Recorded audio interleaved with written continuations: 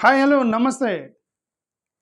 Government టీచర్లు ఆత్మనిర్భర యాత్ర అని 2025 డిఎస్సి రిక్రూట్మెంట్లో రిక్రూట్ అయినటువంటి వాళ్ళు ఆత్మనిర్భర యాత్ర అని రోడ్ల మీదకి వచ్చి ధర్నాలు చేశారు నిన్న.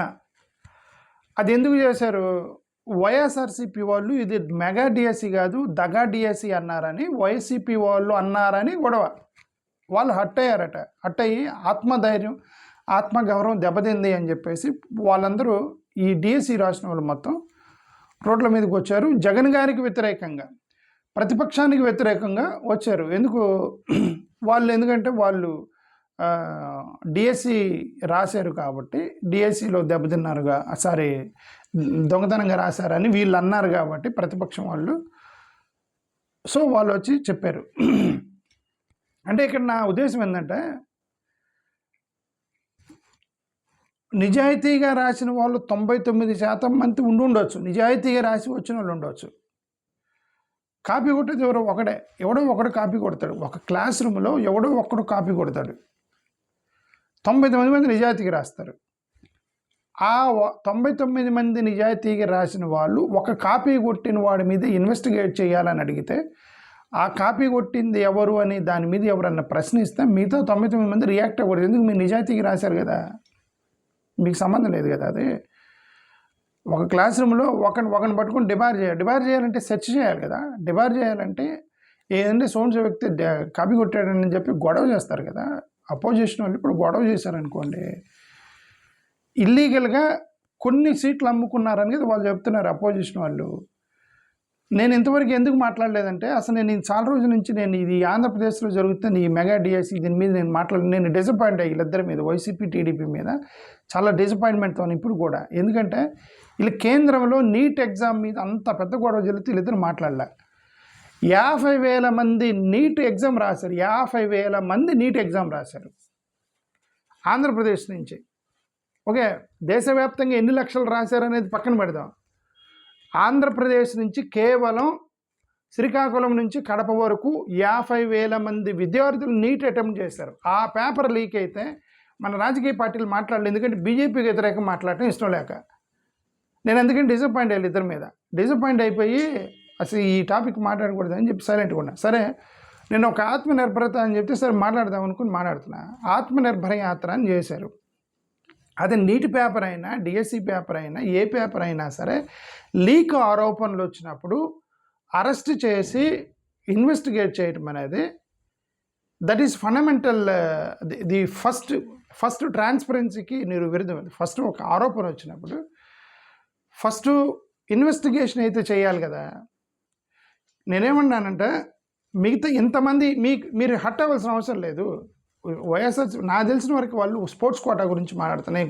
అంత క్లియర్గా ఫాలో అవ్వలేకపోతాను. ఎందుకంటే నేను అదే చెప్పాను కదా, వీళ్ళిద్దరి మీద నాకు డిసప్పాయింట్మెంట్ ఏంటంటే, వీళ్ళిద్దరు పోయి ఒకే వైపు ఉన్నారు. అంత సెక్యులర్ దేశాన్ని వదిలేసి హిందూ రాష్ట్ర కడతానంటున్నారు.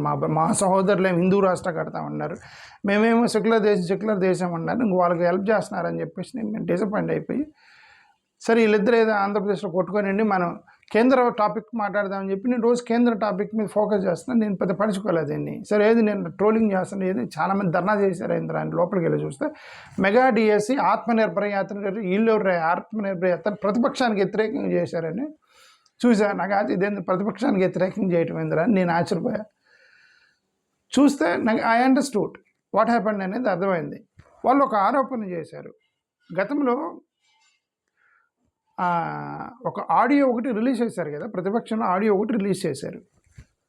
అసలు ఫస్ట్ థింగ్, ఉద్యోగం ఇస్తాను అని నిజంగా ఆడియో బయటకు వస్తాయి, చాలా డేంజరస్ సిగ్నల్. ఇప్పుడు ఎవరికైనా కింద పడి మోకాలు దెబ్బ తగిలితే ఆ ఒక్కడితోనే పోయిద్ది. కింద పడి మోకాలు దెబ్బ తగిలింది ఆ ఒక్కడితోనే స్కామ్, ఆ ఒక్కడితోనే జరిగిద్ది. కరోనా వైరస్ వదిలేసామనుకోండి, లక్షల మందికి తగిలిద్ది. అది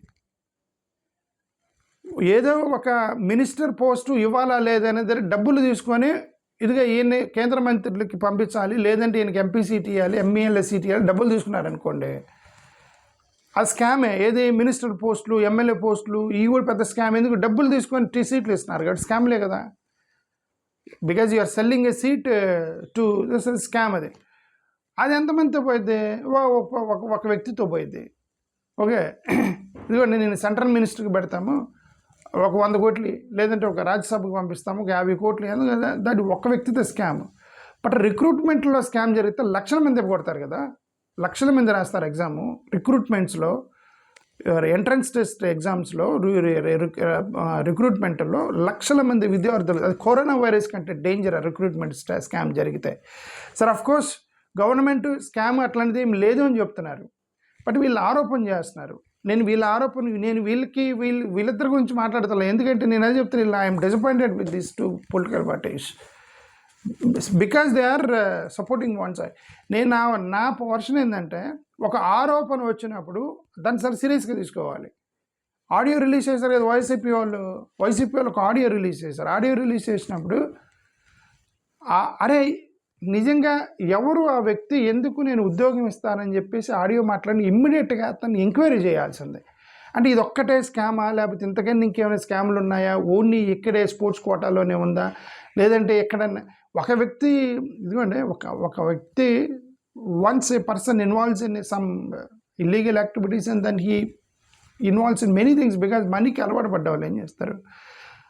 ఓకే, అదే మా ఊర్లో గంజా దొరికిందని చెప్పినట్టు, ఇది నేను ఎందుకంటే గంజాతో పోదు, అది డ్రగ్స్ తాగి తీసుకెళ్తారు దాన్ని, అంతటితో పోదు అది. ఇక ఈ మొత్తం ఎన్ని ఉంటాయి. ఓకే, అదే నెల్లూరులో ఒక జానపద గాయకుడు, అతని పేరే ఉంది ఎల్లన్న మల్లన్న. ఓకే, అతన్ని చంపేశారు కదా. ఎందుకు చంపారు? అతను డ్రగ్ ఫ్రీ అని చెప్పేసి అతను ఊరు తిరిగి డ్రగ్ తీసుకోవద్దని చెప్పి, ఒక సోషల్ యాక్టివిస్ట్ డ్రగ్ తీసుకోవద్దని అటు ఇటు తిరుగుతుంటే ఆ డ్రగ్ అమ్మే వాళ్ళు చెప్పారు, అరే నువ్వు వాడు తింటే మా వ్యాపారం అంటే జరిగితే ఆయన చంపేశారు కదా. అది పెద్ద ఇష్యూ అయింది కదా, పబ్లిక్గా మర్డర్ చేశారు కదా అతన్ని, ఒక సోషల్ యాక్టివిస్ట్ని. ఎవరు ఈ డ్రగ్ అమ్మేవాళ్ళు, ఒక లేడీని అరెస్ట్ చేశారు, లేడీ హ్యాండ్ ఉందని చెప్పేసి, ఇది లేడీ డాన్ అని చెప్పి అది పెట్టారు పేపర్లో అప్పుడు. ఓకే, నాకు బాగా గుర్తుంది. అది నేను ఏంటంటే, once the crime starts and it will not end with anything, చాలా పోతూ ఉండేది.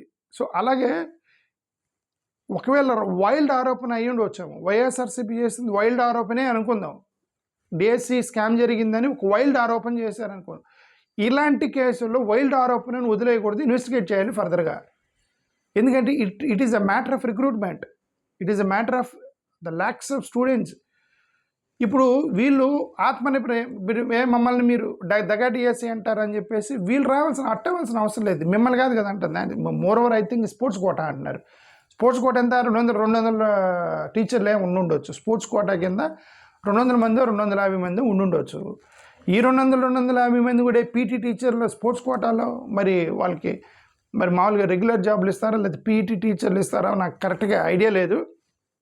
సరే, మ్యాథమెటిక్స్ టీచర్స్ కూడా స్పోర్ట్స్లో పర్సన్ అయితే స్పోర్ట్స్ కోటాలో మ్యాథ్స్ టీచర్గా రావచ్చు, ఎందుకంటే ఇది హారిజాంటల్ రిజర్వేషన్ ఉండేది కదా, వర్టికల్ అండ్ హారిజాంటల్ రిజర్వేషన్ ఉండేది. దాంట్లో ఇది వన్ ఆఫ్ ది క్వాలిఫికేషన్స్గా పెట్టుకొని వాళ్ళని ఒక maths teacher, science teacher sports కోటాలో కూడా ఇస్తున్నారేమో మనకి తెలీదు, బట్ స్టడీ చేయాలి దాన్ని. వాట్ ఎవర్ 200 మంది గురించి మాట్లాడుతున్నారు. నేను ఎందుకే అంటారు, ఇక్కడ జరిగిన స్కామ్ 200 మందే. నీట్లో జరిగిన 50,000 మంది అటెండ్ అయ్యారు, 50,000 మంది ఎక్కువ, 200 మంది ఎక్కువ. వీళ్ళు ఆయా నీటి గురించి మాట్లాడకుండా 2 పొలిటికల్ పార్టీలు దీని గురించి మాట్లాడుతున్నారు ఇక్కడ. అందుకే నేను డిసప్పాయింట్ అయ్యానని చెప్పింది. Okay, ultimately whatever I want to say is that, ఒకసారి ఆరోపణ వచ్చిన తర్వాత ఇన్వెస్టిగేట్ చేయడానికి, ట్రాన్స్పరెన్సీకి, that is the first step.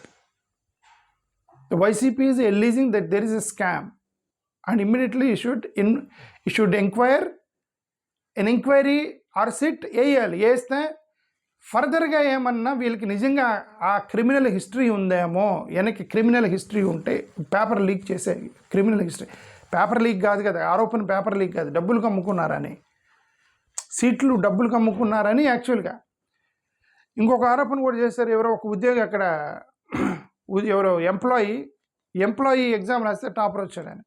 మరి ఇది కూడా ఏంటంటే, జనరల్గా ఎగ్జామ్స్ రాసే వాళ్ళని మీరు సేమ్ ఎగ్జామ్ రాస్తున్నప్పుడు ఆ డిపార్ట్మెంట్లో అతను పనిచేయకూడదు కదా. ఒక వ్యక్తి అదే ఎగ్జామ్ రాసినాడు, ఆ డిపార్ట్మెంట్లో అతను ఒక 3 months ముందే మీరు రిలీవ్ చేసి నువ్వు ఎగ్జామ్ రాసిన తర్వాత రాయని చెప్పాలి. ఓకే, అతను టాలెంటెడ్ అయి ఉండొచ్చు, నిజంగా అతను సొంతగానే రాసి ఉండొచ్చు, అతను ఏమి పేపర్ లీక్ చేసి జెన్యున్గా రాసాడు, ఇంటలెక్చువల్ క్యాండిడేట్ అయి ఉండొచ్చు. ఓకే, బట్ ఎథికల్గా ఇది కరెక్ట్ కాదు కదా. ఏంటి, ఏ ఎగ్జామ్ అయితే రాస్తున్నాడో ఆ ఎగ్జామ్ డిపార్ట్మెంట్లో ఎంప్లాయీగా పని చేయకూడదు. ఓకే, బట్ చేశారు, ఆరోపణలు ఎదుర్కొంటున్నారు, అది ఎదుర్కోవాల్సి వస్తుంది. ఇవన్నీ కూడా వేస్తారు. ఇప్పుడు వాళ్ళు బేసికల్గా పొలిటీషియన్స్ ఏంటంటే వాళ్ళకి ఏది నచ్చితే రాజకీయం కోసం వాడతారు, రాజకీయం కోసం వాడతారు. ఇప్పుడు రాజకీయం కోసం చేస్తున్నారు, రాజకీయ ఆరోపణ అయినా సరే వీళ్ళు ఆత్మనిర్భరత ఏముందండి. నాకు ప్రైమరీ ఇష్యూ ఏంటంటే ఒకవేళ పేపర్ ఇట్లా ఏంటంటారు, ఇర్రెగ్యులారిటీస్ జరిగినప్పుడు, రిక్రూట్మెంట్లో ఇర్రెగ్యులారిటీస్ జరిగినప్పుడు ఆత్మనిర్భరత లేదు, ఏం లేదు. ఇన్వెస్టిగేషన్ చేయాలి. ఓకే, ఇన్వెస్టిగేషన్ చేసినప్పుడు ఎవరైతే జెన్యున్గా రాశారో వాళ్ళకేం దెబ్బకూడదు కదా. మీరు రోడ్ల మీదకి వచ్చి తిరగాల్సిన అవసరం లేదు, మీకేం దెబ్బకూడదు కదా, మీ ఉద్యోగాలను తీసేయరు కదా. ఆ స్కామ్ చేసిన వాళ్ళని అరెస్ట్ చేయాలంటే ఇన్వెస్టిగేషన్ చేయాలి కదా. ఓకే, అది నా ఉద్దేశం. సరే, మరి వాళ్ళు అంటే కరెక్ట్గా ఆత్మనిర్భరత అనే ప్రోగ్రామ్ వాళ్ళు ఎందుకు పెట్టారు, వీళ్ళు ఏమన్నారని స్టడీ చేసి ఇంకొక వీడియో పెడదాం. థ్యాంక్ యూ, నమస్కారం. ఈ ఎంటైర్ వీడియోలో నేను చెప్పదలుచుకుంది ఒకటే, స్కామ్లు వేరు, ఆత్మనిర్భరత వేరు. ఒకసారి నిజంగా ఇర్రెగ్యులారిటీ జరిగితే, స్కామ్ జరిగితే, ఓకే, బెనిఫిషియరీ వచ్చి గొడవ చేస్తాడు ఏమని, ఈ ఎగ్జామ్ పోతే నా ఉద్యోగం పోయిద్ది. ఒకవేళ ఇది నిజంగా ఇల్లీగల్ అయితే, ఇప్పుడు నీట్ ఎగ్జామ్ ఉంది, ఆ నీట్ ఎగ్జామ్లో ఆల్రెడీ సీట్లు వచ్చి డాక్టర్గా చదువుతున్న పిల్లలు ఉన్నారు కదా, మరి వాళ్ళు వచ్చి గొడవ చేయాలి కదే, మాకు వచ్చిన సీట్లు పోతాయి, మమ్మల్ని ఫేక్ నీట్ ఎగ్జామ్ అంటారు, అది ఇది అనలేరు కదా. ఎందుకంటే డైరెక్ట్గా ప్రూవ్ అయింది అక్కడ, ఇది చేశారని, ఏంటి, పేపర్ లీక్ అయిందని. ఇలా దేశవ్యాప్తంగా పేపర్ లీకుల్ని పెద్ద క్రైమ్ అది. పేపర్ లీక్ దేశవ్యాప్తంగా చేస్తున్నారు. ఇప్పుడు 200-300 పేపర్ లీకులు అయినాయి, దేశవ్యాప్తం వస్తున్నాయి. అది చాలా అన్యాయం. అది కష్టపడి చదువుకున్న వాడికి ఉద్యోగాలు రాకుండా పోతాయి. కాబట్టి ఆల్రెడీ రిక్రూట్ అయినటువంటి సహోదరులు మీరు ఎవరైతున్నా మీరేం కంగారు పడాల్సిన అవసరం లేదు. మీరు జెన్యున్గా రాస్తే జెన్యున్గా ఉంటాయి. ఈ యొక్క పేపర్ లీకులు క్రైమ్ కానీ, ఉద్యోగాల క్రైమ్ కానీ, ఇవన్నీ కూడా స్ట్రీమ్ లైన్ చేసి జెన్యున్గా చేయాలి అని అంటే ఇన్వెస్టిగేషన్ 100% చేయాలి. 100% ఇన్వెస్టిగేషన్ చేయాలంటే మరి ప్రతిపక్షాలు ఆరోపించినట్టుగా, ప్రతిపక్షాలు చెప్పినట్టుగా ఇన్వెస్టిగేషన్ చేయాలి కదా. దాన్ని మీరు అడ్డుకుంటడానికి లేదు కదా ఆరోపణ వచ్చినప్పుడు. అది నా ఉద్దేశం. థ్యాంక్ యూ, నమస్కారం.